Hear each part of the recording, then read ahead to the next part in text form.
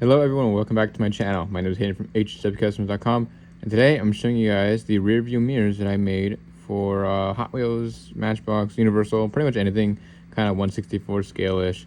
This is something I made for it. As you can see, these are rear view mirrors with the tree air freshener underneath them. I thought this would just be a pretty cool idea to actually make, and just something fun to add your customs.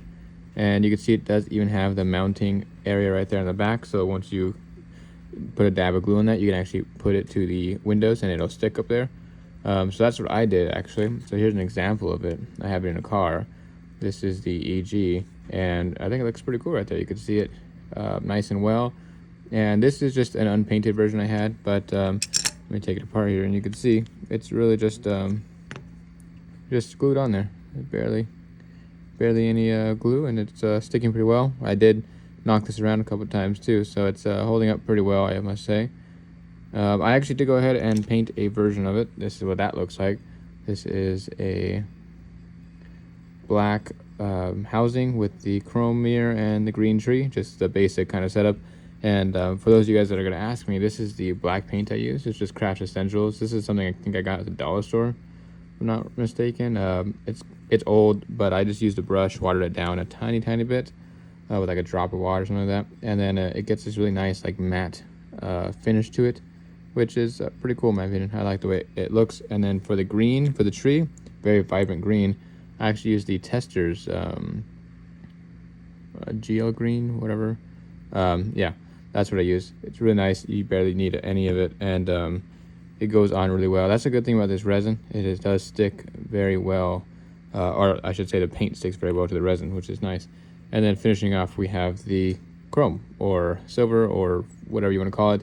But this is a metallic silver from Testers as well. You guys can actually go ahead at Hobby Lobby and get like this kit for them. And it has like 9 or 10 different colors, something like that. Personally, I think the best color in there is this silver. Everything else kind of sucks. It dries up super quick. It's thick. But it does have its advantages to have a couple different colors. You can mix it around with some stuff, and you know, better to have it than not need it, kind of deal with these. But you guys can also go ahead and use Craytex paint. That's a very good brand if you guys haven't done that. It's actually an airbrush paint, but you can paint like how I do. I use a toothpick,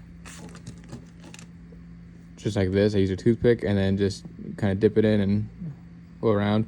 I don't really like to use brushes just because they kind of leave streaks, and I feel with a toothpick I have a bit more precision control of where stuff's gonna go.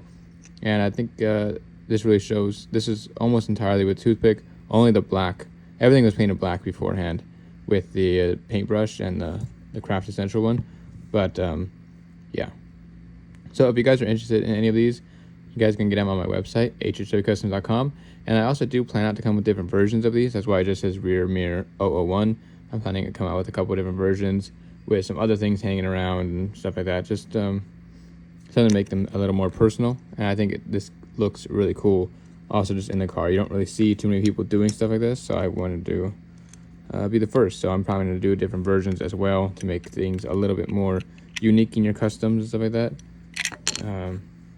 Maybe even some lowrider plaques too, working on something like that with my name to be printed, so put it on the back window. But anyways, but yeah, for the rear view mirror, I think it came out really nice like that. And the easiest way for you guys to take them off is you don't use your fingers or anything like that. You actually can go ahead and use these clippers. These are just the ones I got off Amazon, and just nip them right down the bottom. And there's only 3 points of contact you need to break, and after that they're actually relatively strong, I must say. So that's all you need to do, take them off. It's not that hard. And then you just, like I said, little dab of glue on the back there, and it sticks pretty well to the windows. That's nice. So if you guys are in the market for any of these, go ahead and check my website out, hhwcustoms.com, and you guys can get them there. Thank you guys very much, and I will see you guys in the next video.